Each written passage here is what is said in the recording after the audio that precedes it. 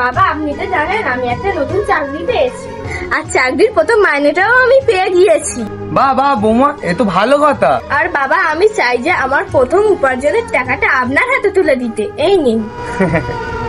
কিন্তু মা, এই টাকাটা তো আমি নিতে পারবো না। কেন বাবা, আপনি এই টাকাটা নিতে পারবেন না কেন? আপনার ছেলের ইনকাম যদি আপনি নিতে পারেন, তাহলে আমার ইনকাম করা টাকা আপনি নিতে পারবেন না কেন? হ্যাঁ, এই কারণেই নেবে না, কারণ আমাদের বাড়ির বউরা আর যাই করুক বাড়ির বাইরে গিয়ে কাজ করে না। জানো বাবা, আমার বন্ধুরা আমাকে কি বলে, তোর বউ নাকি বাড়ির বাইরে গিয়ে কাজ করে, একদিন দেখবি তোর বউ পরপুষের হাত ধরে চলে যাবে। চুপ কর, ওরা এই কারণে বলে যে তোকে দেখে তোর বন্ধুরা হিংসা করে। আর যাই করুক, তোর বউয়ের মতন তাদের বাড়ির বউরা বাড়ির বাইরে গিয়ে চাকরি করতে পারে না তাই।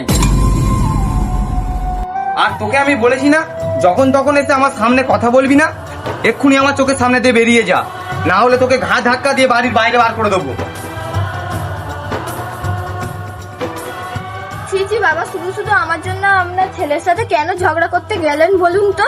এই নিন, টাকাটা ধরুন। আরে মা, আমি তোর উপরে কোনো রাগ করিনি। আরে এমনিতে ওই টাকাটা আমি নিতে পারবো না। একবার তুই পেছনের কথা ভেবে দেখ তো মা। পিছনের কথা? কিন্তু কি কথা বাবা? দেখছি তুই সব ভুলে গেছিস। মনে আছে কিছুদিন আগে তোর বাবা তোকে ফোন করেছিল?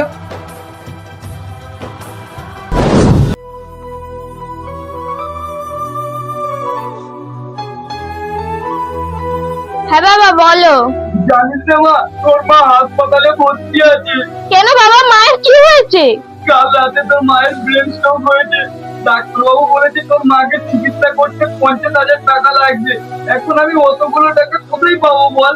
তুই দেখ না, জামাইকে একটু বলে কিছু টাকার ব্যবস্থা করা যায় কি?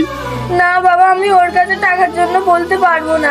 ওর কাছে যখনই আমি কিছু চাই তখনই আমাকে খুব মারধর করে। তুমি অন্য জায়গা থেকে ব্যবস্থা করে নাও বাবা। আচ্ছা ঠিক আছে মা।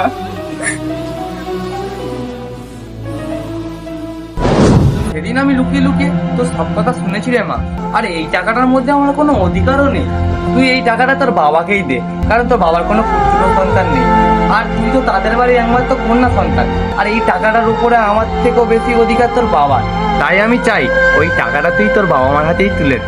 সত্যি বাবা, আমি এর আগে অনেক শ্বশুর দেখেছি, কিন্তু আপনার মতন ভগবান তুল্য শ্বশুর কোথাও দেখিনি। না রে মা, আমি আর ভগবান হতে পারলাম কই? তুই আর কথা বাড়াস না, যা সব করে টাকাটা বাবা মাকে দিয়ে আয়। আচ্ছা ঠিক আছে বাবা। বন্ধুরা, প্রতিটা শ্বশুরকে তো এরকমই হওয়া উচিত যে বৌমাকেও নিজের মেয়ের মতনই ভালোবাসে। ধন্যবাদ।